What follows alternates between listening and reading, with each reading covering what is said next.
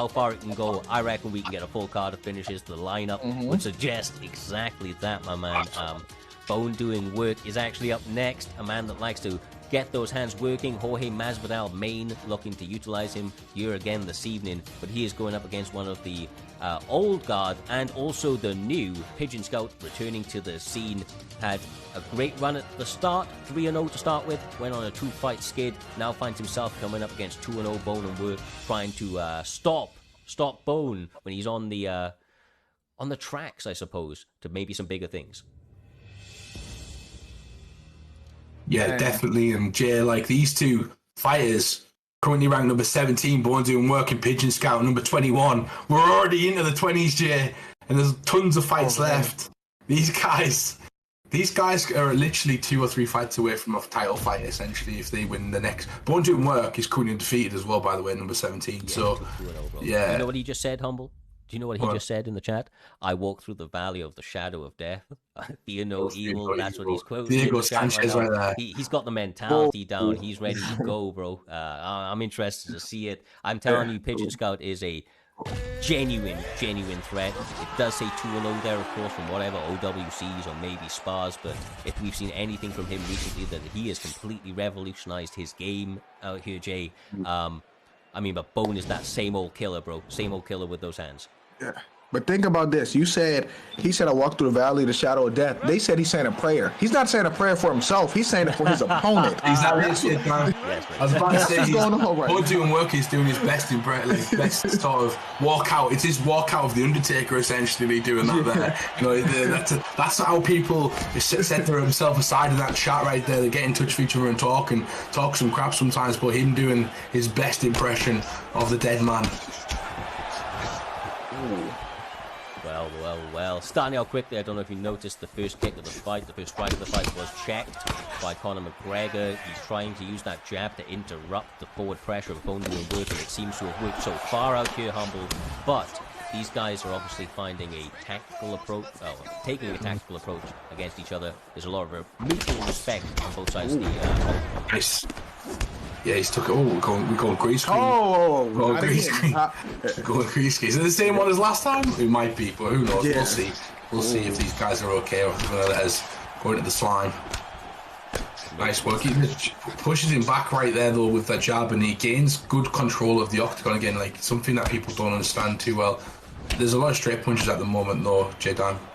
Yeah, that's what I was about to say. A lot of 1-2s, a lot of 2-1s, 2-1s, just a lot of straights, and nobody is slipping, Cyrus. Yeah, I think that these are the types of guys that, as I mentioned, I think it was in the first fight, when you use the jab and you use the straights, obviously you're trying to get your guy to move. Here, it's the Matrix. I think they're trying to set it up, I suppose is what I'm saying, trying to force each other to utilize some of that head movement. But at some point or another, you've got to go for it out here, Humble, because otherwise you're going to continue to eat those shots down the barrel. Yeah, it's a patient game, though, as well, because the first person who goes kind of falls in the other one's trap, so I like what Bone doing the work is doing with the leg kicks. Something different, like they're kind of even with the straights and the head movement and trying to get each other to kind of slip the head off the center line and make a mistake. But Bone doing work is doing damage to the leg in between those as well. So that's the extra part for me. He's currently landed those leg kicks, which is setting himself apart in this round. Yeah, them leg kicks are nice too, and you got to think about it. This Conor with the titanium shin bone. Oh, nice. So he's doing the old kickboxer scene. He is literally out the back, kicking shit out of the pillar, and he believes that he could put that shin through anything right now. On the other hand, though, Cyrus, we seen Anderson Silva come back with that titanium rod, and that didn't play out for him. So, if he kicks and gets it checked, that Masvidal might be looking for that. And Bone doing work, maybe trying to exploit that. Imagine having a steel thing in your leg and getting kicked on it, and like the inside of you kind of hurting you and pinging the ball. That would hurt as well. So Conor McGregor kicking somebody, he's got to be careful. He's got some issues in there. Got some issues, and that's crazy. They better put the steel rod in his shin, by the way, when it comes out. They better update that shin. Yeah, they better do it. And then think about this: Conor don't have the same titanium shin bone as Anderson. Conor on something else. He got some extra juice in him right now. Yes, I mean, I'm saying it's at least 50% stronger, I would imagine. You know what I mean? The guy's got money, he's put it into that rehab. Maybe more than 50. Bro, it doesn't look all natural either, so this guy's come out here and, I mean, he's fighting on it like a juice performance here this evening as well. Bone doing work, though, using a lot of his composure to, you know, kind of land some good shit in this fight, basically, out here, Humble, but I have to say, those kicks were very, very nice. And you can see the stamina from McGregor, you know, the management of it was absolutely impeccable.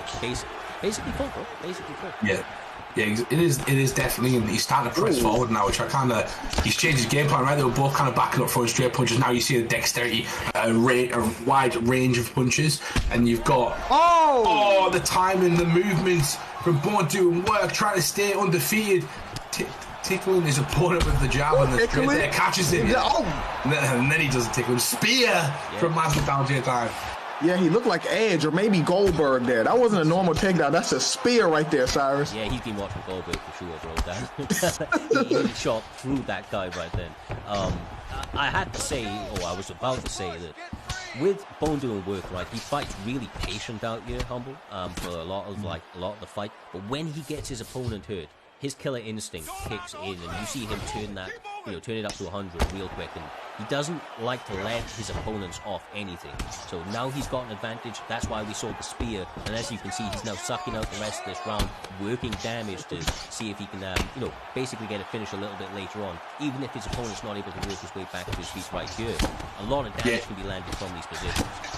Yeah, definitely. He's a momentum fighter, as you said. Like, he likes to block the other opponent's sort of momentum coming back and kind of just keep his rolling, essentially. That's what he's trying to do right now, just constantly stay in a positive position. So his opponent starts to essentially break, starts taking him out of there.